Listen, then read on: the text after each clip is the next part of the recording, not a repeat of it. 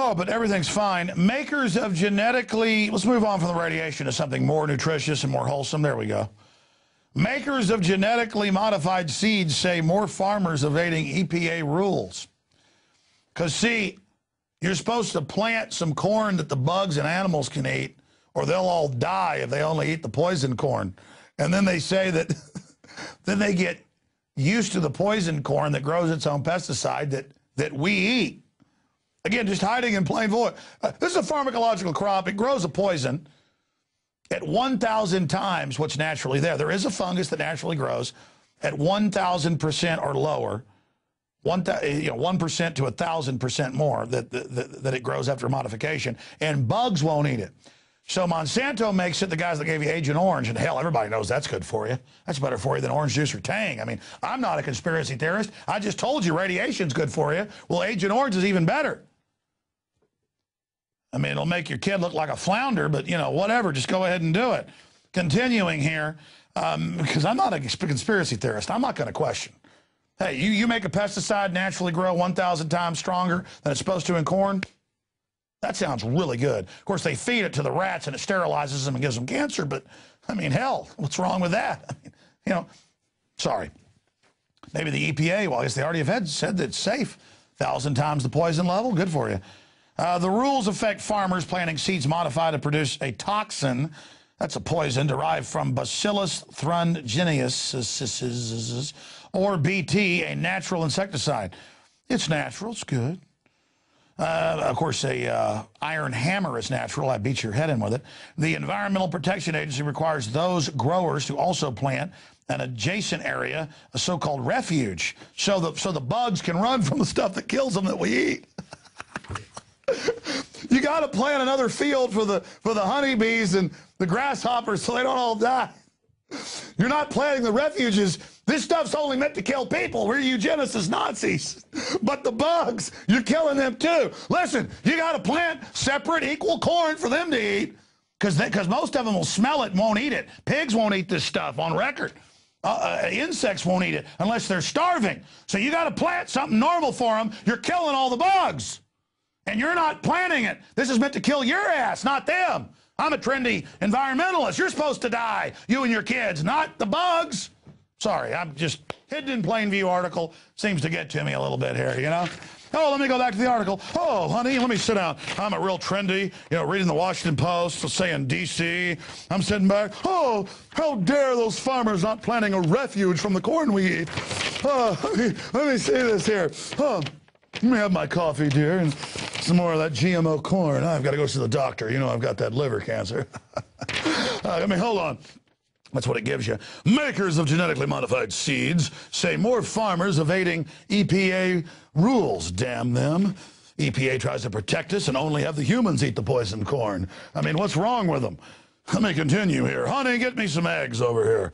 Preferably not farm-raised. Hold on. The rules affect farmers planting seeds modified to produce a toxin derived from the bacteria, or BT, a natural insecticide. Oh, thank God it's natural. Kind of like that nightshade. If you eat one leaf of it, it'll make you die in 5 minutes. That's natural, too. The Environmental Protection Agency requires those growers to also plant an adjacent area with a so-called refuge of the non-BT corn so that bugs feed on both types of corn and don't become immune to the toxin that's meant to kill them.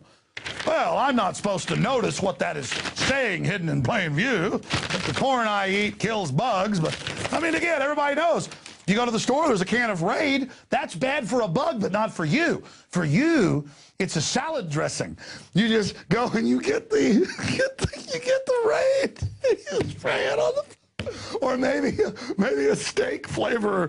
Oh, honey, oh my God, there's some termite poison. Let's braise the steak in that and marinate it. Honey, I found a new thing. Bug poison and red wine on the meat. Maybe some short ribs and Raid poison.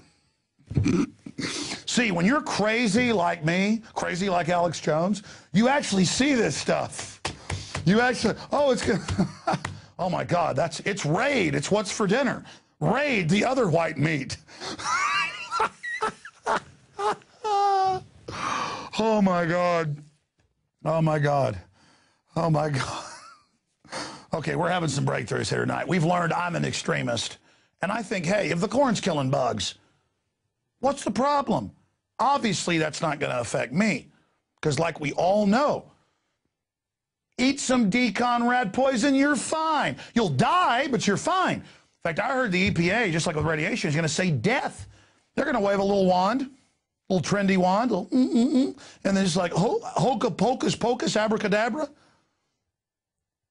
And just no more problem. Okay, I'm going to stop flipping out here. Do you realize how insane all this is in your face? But Bill Gates owns Monsanto now. He's a good person. He talks about he wants to reduce the population all day. But, hey, we're bugs to them, you know, bug poison. Have a little chemotherapy corn. I mean, you know, maybe it'll help you, actually. Because bug poison that's chemotherapy, they say, is good, too. See? I'm learning. TSA forces woman to use naked body scanner 3 times because they told her she was cute. Oh, and they've been caught and had to settle cases where they try to pick up women and tell them they've got nice mammary glands, nice Borden's factories. And okay, now I've got to stop. This is out of control, ladies and gentlemen. And it goes on here that they had the 3rd blast of radiation from the body scanner. The male TSA agents in the back room were obviously enjoying the show and tried to send her through yet a 4th time to see more images of her naked body. And they went on to basically tell her that she was a hottie. So there's that information for you. But that's what land of the free home of the brave is. You know, the radiation's good, bug poison corn is good, and your wife being grabbed and groped and naked scanned by radiation is nutritious. In fact, she should have paid them, like, thank you for the nutritious radiation. It's good for me. Not only the EPA saying that it's not bad for you, maybe next it'll be good for you. And that, ladies and gentlemen, I got so fired up, even though it's not really hot in here. We're a conehead tonight. Look at that. Despite all of that, I got a loving Rothschild quote, because you know what? They should have sued the Daily Mail. The Rothschilds don't pull any strings. They're not puppet masters. That was what the suit was over.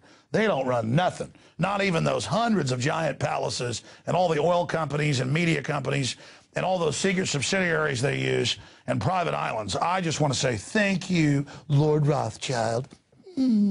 I want to thank you for all the radiation and bug poison corn. You're a very nice person. All right. We're going to go to break. Come on, folks. I apologize. The bug poison is good. I shouldn't even joke. Next, they're going to say raid is actually, they'll have some law kids have to snort raid in first period class or something. Snort your nutrition. Eat your corn. It's good for you. It'll make you grow extra arms and legs. All right. Yeah, within 3 generations, I'd always read in biology that you didn't have mutations like, you know, in the movies where people grow extra legs and eyeballs. But GMO in all the mammal species they tested it on actually does that. You can look at the studies. So obviously it's good for you, and I'm a conspiracy theorist for not liking it. Please support Homeland Security, support the government, do whatever they say. Greg Palast is coming up. Stay with us. Oh, I have the quote. Oh, thank you. Teleprompter free. So I guess this is why they have teleprompter free news. Did you ever see that newscaster talk about the chicken? Live on TV? Yeah, I'm not going to say it. Or Bill O'Reilly? He was really impressed that they hadn't given him the right liner on the teleprompter. He goes, I'll write it live. I'll do it. And they're like, no, sir, no one has ever been able to actually say something without a teleprompter. And he goes, I'll do it. Got 10 seconds. We're ready? 1, 2, I'll do it live. Shut up. I'll do it live. And that's a little bit of Sting taking us out today from his new album. We'll see you back tomorrow night. Hi, I'm a friendly guy. Thanks a lot. And then he's like, after the show, I'm trendy. All right, I'm sorry. Bug poison, more of it. Anyways, let me give you a Baron Nathan Mayer Rothschild, loving individual.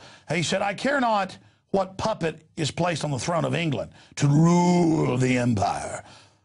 The man that controls Britain's money supply controls the British Empire, and I control the money supply. And you know who owns most of the Federal Reserve? But don't talk about it, or Nat Rothschild will come after you. You can't get my soul, punk. I know it's what you're after, but you failed, and no amount of bug poison corn is going to stop us. We'll be right back. Stay with us. We were brought up loving our country and our Constitution. That in the United States of America, we were free. And that's an attitude that we've tried to instill in our children.